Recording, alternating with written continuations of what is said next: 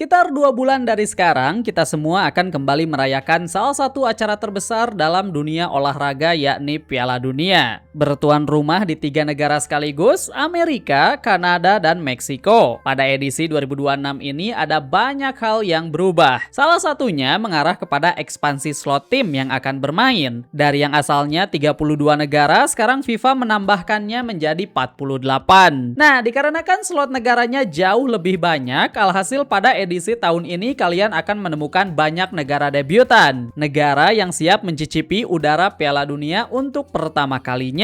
Penambahan 16 tim mungkin terdengar banyak menurut kalian, tapi ternyata hanya ada 4 negara debutan saja yang berhasil join. Siapa saja mereka? Mari kita lihat satu persatu.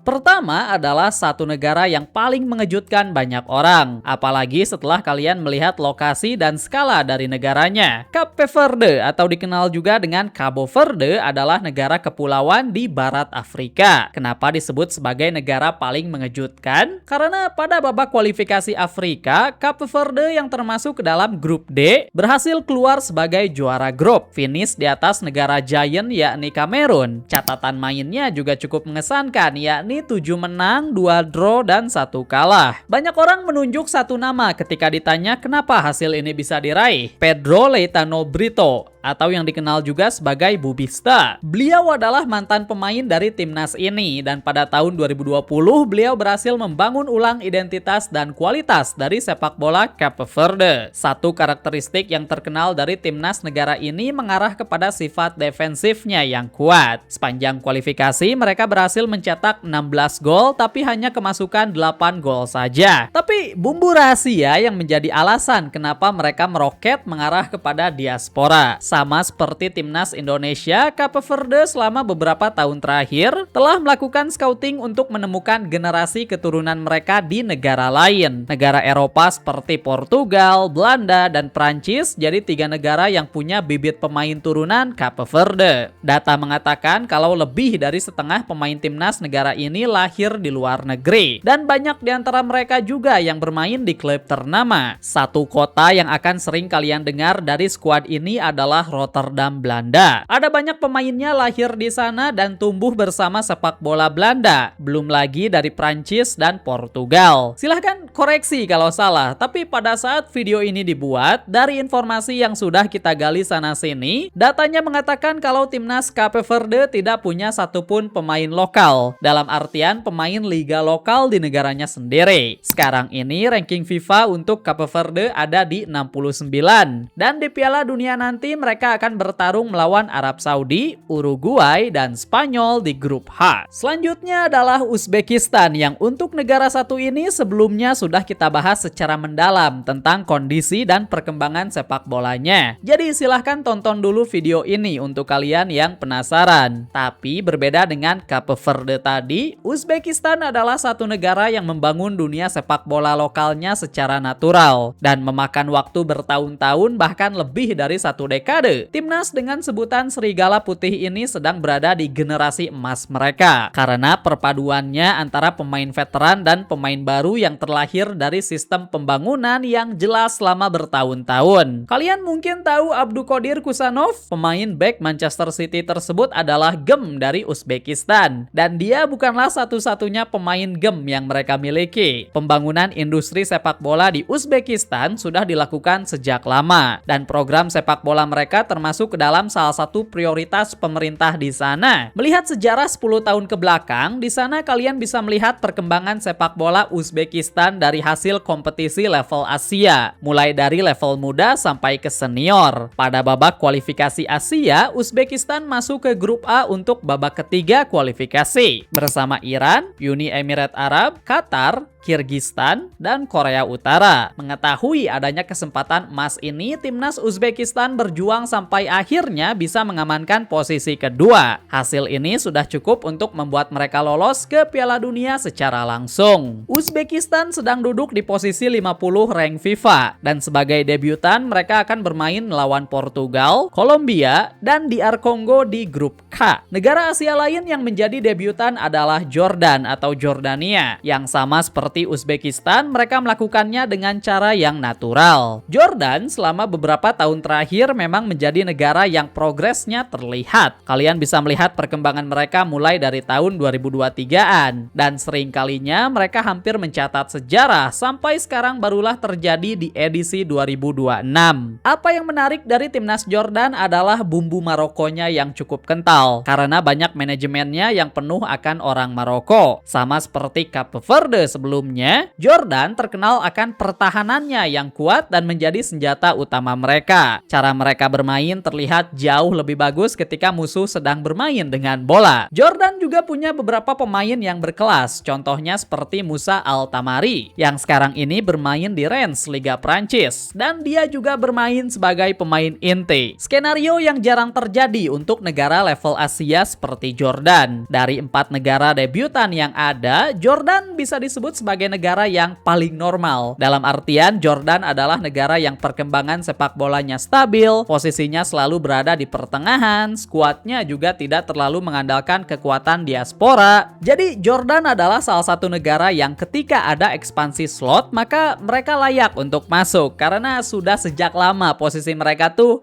berada di bawah garis lolos. Jadi ketika masuk, mereka layak. Semoga aja mereka bisa memberikan hasil yang maksimal. Jordan ada di posisi 63 FIFA dan mereka akan bertanding melawan Aljazair, Argentina, dan Austria di grup J. Terakhir kita punya Curaçao yang kasusnya sangat mirip seperti Cape Verde. Rekor baru untuk Piala Dunia karena Curaçao adalah negara dengan populasi paling kecil yang pernah lolos ke Piala Dunia. Dalam satu pulau hanya ada 150.000 orang. Tapi lewat keajaiban dan usaha yang keras, negara ini bisa lolos. Bukan hanya karena rekor populasi, tapi rekor pelatih juga. Curaçao dipimpin oleh pelatih asal Belanda bernama Dick Advocaat. Dia mengambil alih tahun 2024 dan secara cepat bisa membuat negara kecil ini lolos. Rekor pelatih yang dia pegang adalah pada umurnya yang sudah mencapai 78 tahun, dia akan menjadi pelatih paling tua dalam sejarah Piala Dunia. Satu fun fact menarik, setelah Curaçao lolos, Dick sendiri sempat mengundurkan diri dan posisinya digantikan oleh Fred Rutten. Hanya saja setelah didiskusikan lebih jauh, clash terjadi di balik layar, sampai akhirnya Dick kembali diangkat menjadi helm Curaçao di Piala Dunia tahun ini. Nah, sekarang sama seperti Cape Verde, alasan terbesar kenapa Curaçao bisa lolos mengarah kepada skuadnya yang penuh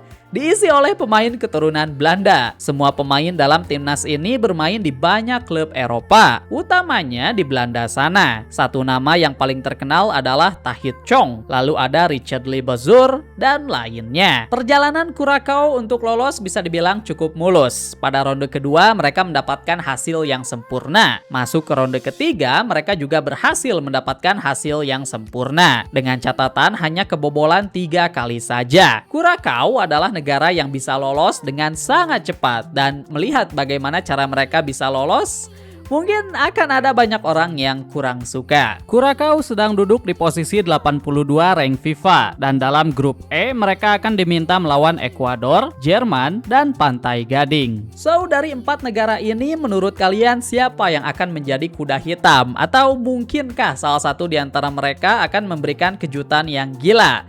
Kurang dari 1 bulan sebelum kita memulai semua kegilaan Piala Dunia ini.